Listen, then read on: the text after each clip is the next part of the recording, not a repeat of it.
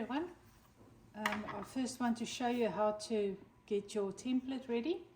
I've printed off the big file. I know even if you can't stitch this, if your hoop is not big enough, I want you to still do this template so you can see what the complete design would look like. So to prepare our template, you will see that there's markings in the corners. Now many of you don't know what that's used for. I'm going to start with the first two pages, so it's where it's 1, 2, and then you'll see it goes over to 2, and then there's a 4 and a 5. So this is how the pattern follows. So I'm first going to start with those two. Let's put these two separate, these 4. One of them you need to cut down. So you're going to line up where the crosshairs is there and where the crosshairs at the top. It doesn't matter which one. Any one of the two you can just trim. I'm just using my paper rotary cutter and I'm trimming that down. Now when I place this one that I've cut on top of that one, you will see that if I line up my crosshairs there and I line up my crosshairs this side, carefully line them up, and you'll see that your template is now complete. So now you can use some sticky tape and just tape that in place.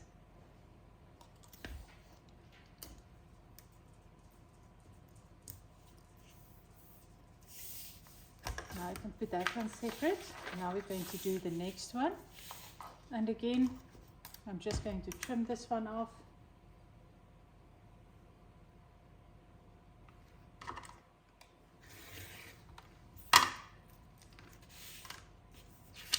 And I'm placing it on top of the other one and taping it in place.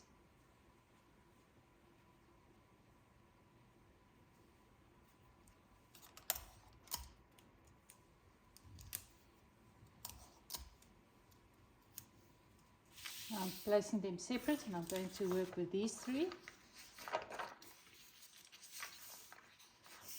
This is the middle one and the top. And I'm going to trim off the middle.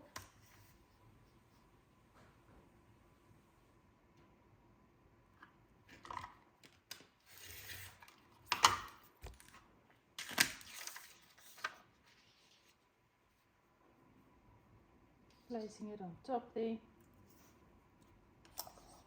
And just tape it in place.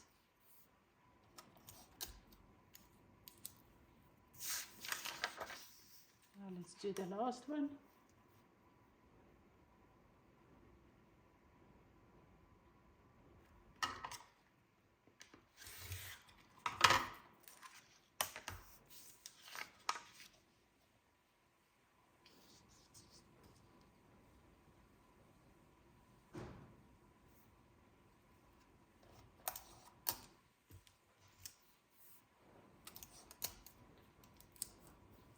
And now we can do the center one.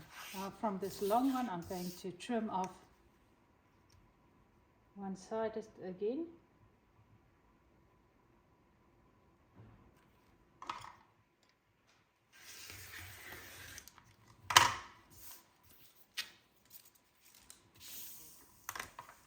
Now at this stage, I'm just going to trim it smaller, and I'm going to trim around the design. You don't need to have to go very close. I've prepared some fabric. I've used 2 layers of cutaway for the simple reason my cutaway is very thin. This is only a 50 GSM cutaway, so I've opted to use 2 layers. My fabric as well is very thin. It's just a thin cotton that I'm using for this example. And I've cut a big enough piece so that my clock can fit easily in the middle with some space around, should I want to frame it, that you have enough fabric to pull around to the frame. And I'm just lining it up like I want it. I can have it this way, I can have it that way. It really doesn't matter at this stage, as long as it fits onto your fabric. I'm now going to line up my ruler. You will see there's a faint red line, your crosshair, that goes through. So I'm just going to line up my ruler, and then I'm just going to extend those lines for the moment. Okay, so we're extending the lines.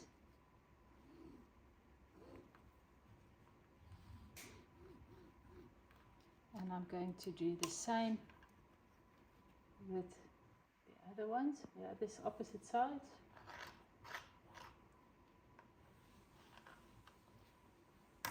And now you can remove your template, and I'm just going to draw my line through.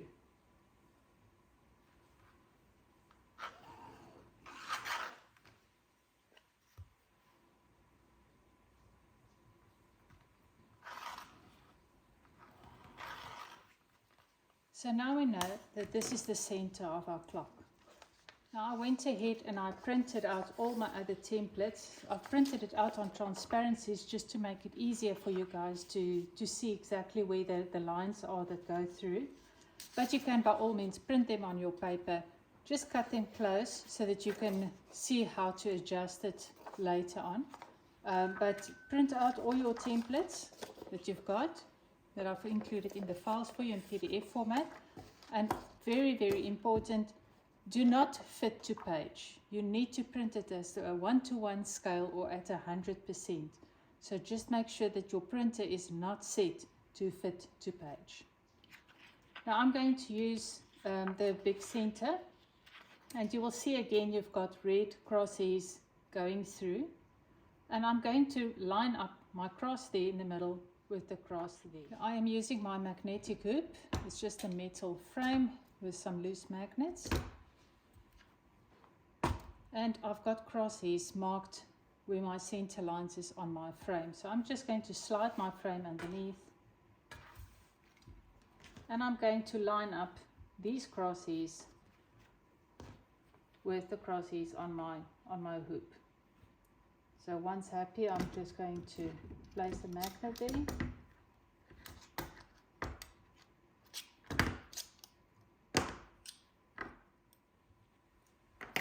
one I can see is way off for some reason.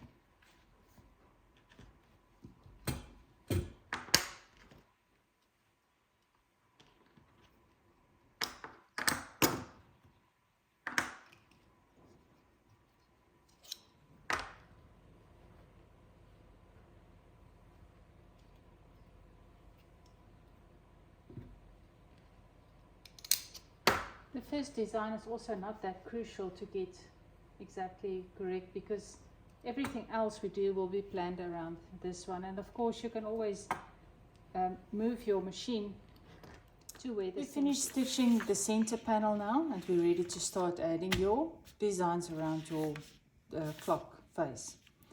Folks, if you don't want the clock face, you can still do this. Just use your template, don't stitch it in. And just place your template in the middle. Where did I put my template? You will just place your template in the middle, and then you will use this to place these perfectly. Remove your template, so that will be empty space, and then you'll start stitching this first one. So if you don't want a clock, by all means you can omit that. Very important when you start lining up your templates, these crosshairs that you see on your template, please make sure that those lines are perpendicular with the ones that you drew on your fabric. This is to prevent that your design starts to go skew. You don't need to measure it with a ruler, just eyeball it so that you can see that it more or less runs in line. So if you've got a paper template, then this is how you will do it.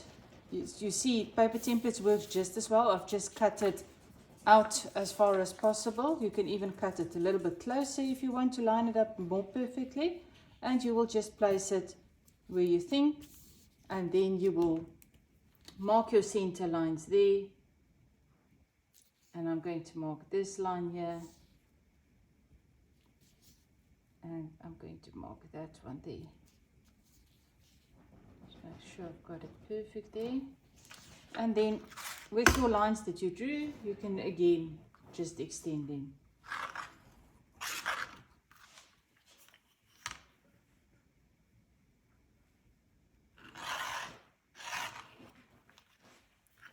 So for this design, that will be your new center point.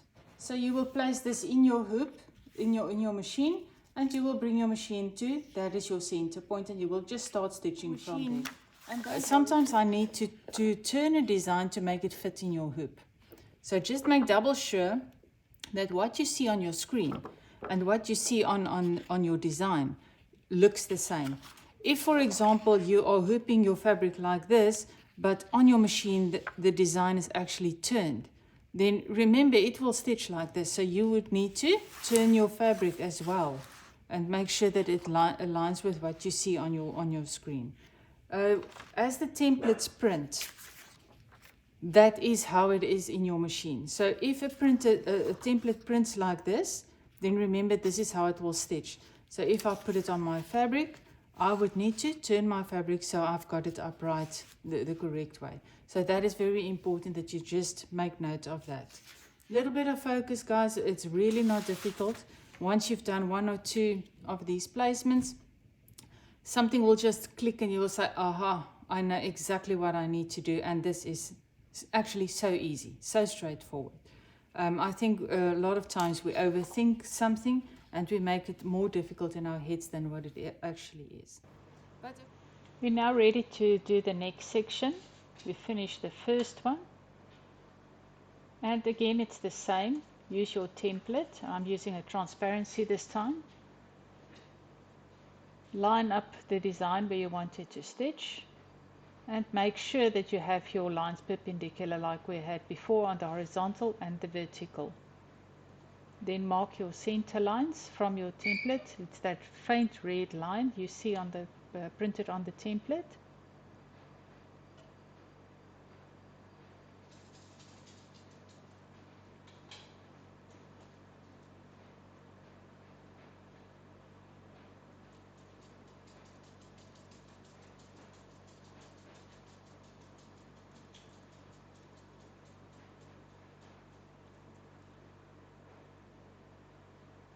And I'm going to use my ruler just to extend those lines, so I will be able to see where my center point is.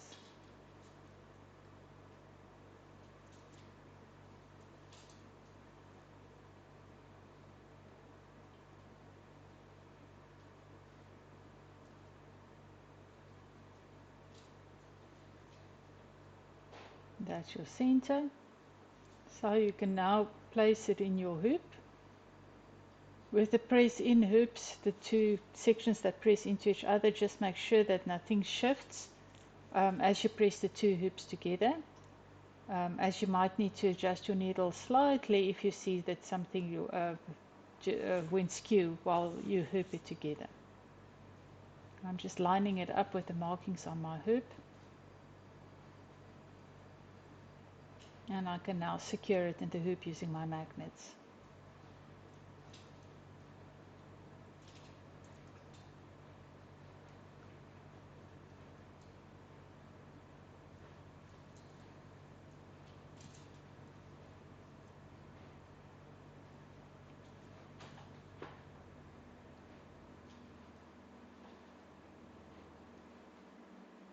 Now line up your machine needle with the center.